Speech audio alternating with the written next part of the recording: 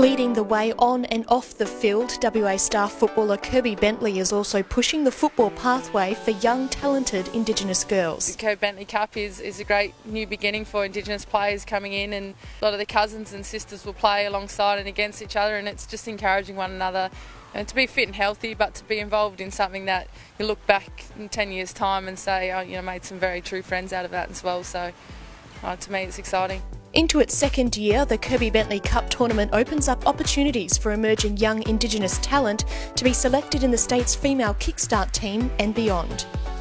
We just want to encourage as many Indigenous girls to get involved in football.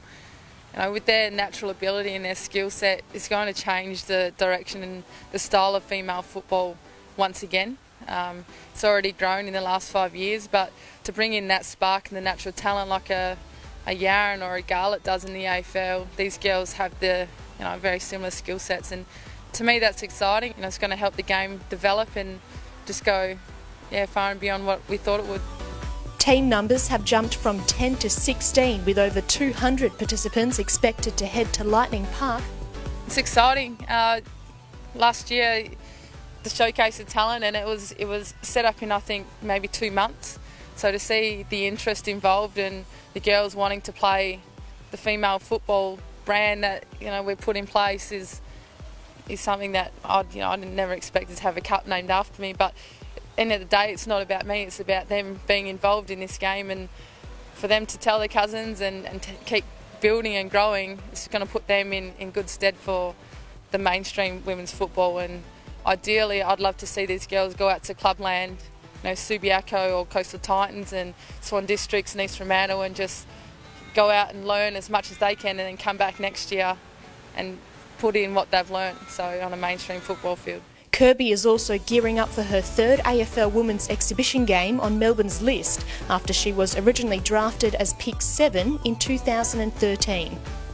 When the draft came up, I was picked at 7, and I was surprised at the time. I was playing inconsistent football and I wasn't as fit, so the opportunities were there, but unfortunately I didn't make the most of it, and that's not so much regret, but a learning lesson that I've taken on, and it's great to be involved. I've played alongside and against some of these girls for the last 7 years now, and the talent that's out there and the skill set that you'll see probably on the 24th of May, it'll be second to none. So to be involved in something like this is exciting, but this is just the beginning of a future of female football that I'm looking forward to.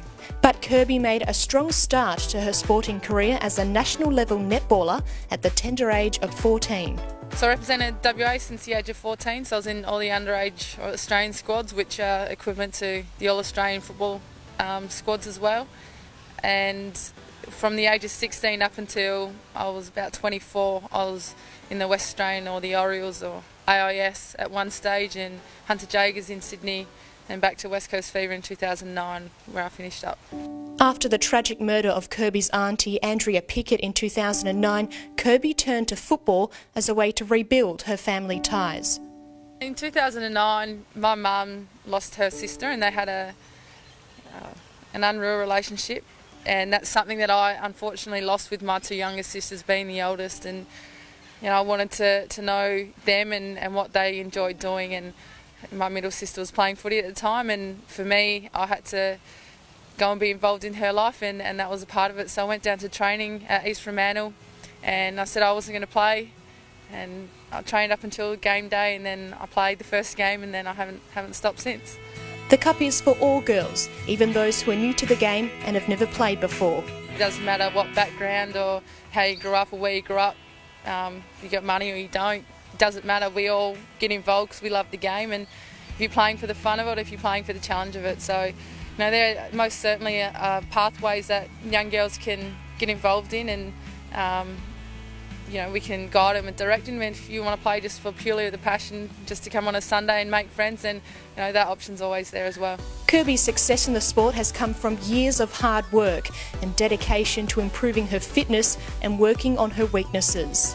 I think what I've learnt throughout my sporting career is that you're going to come across setbacks or injury, and that's not so much something that you give up on. That's a learning curve. So you understand where you're at as a player, and to become that much better, I just think you need to pursue it, never give up, and your attitude means everything. Indigenous girls from around the state, including Goldfields and Geraldton, will come to play and put their skills to the test. Well, being a country girl myself, I grew up in Mount Barker, and I've done some work through the Wirrapunda Foundation when I was there in Geraldton. So a lot of people have been inboxing and saying, "Oh, when's it happening?" So that's exciting, and it's great to see the amount of interest that's going around, and they're obviously telling people, and it was a positive turnout last year, so they're willing to come back and play hard, I guess. Female footy participation rates have more than doubled in the last year, and Kirby can't wait to see the sport continue to grow. Well, when I first started, it was just footy that you played on a Sunday, and it was, I think, social. And now it's a new drive, professionalism. The girls are taking really a lead approach, the way they go about their food, their diet, their training off the field, on the field, and everyone behind the scenes doing the hard yards are making this possible. So we're all on the same page, and looking at it from my perspective in the next 5 years, I probably won't be involved in the playing side of things, but hopefully I can still be involved in mentoring, and the game is just going to go to another level. And for me, it's exciting. And all fingers are crossed with an official AFL league for women set to be announced in 2020. I'd love to see it happen. Unfortunately, we're in a male-dominated sport, so that challenge is there, and you've got some old school people involved in the AFL club still, but it is what it is, and we've come this far in the last 5 years, so we've pushed our limits, and we've done what we can as not only players, but like I mentioned before, with the people involved behind the scenes. So I'd love to see that happen. If it's 2020, then it's closer than we think.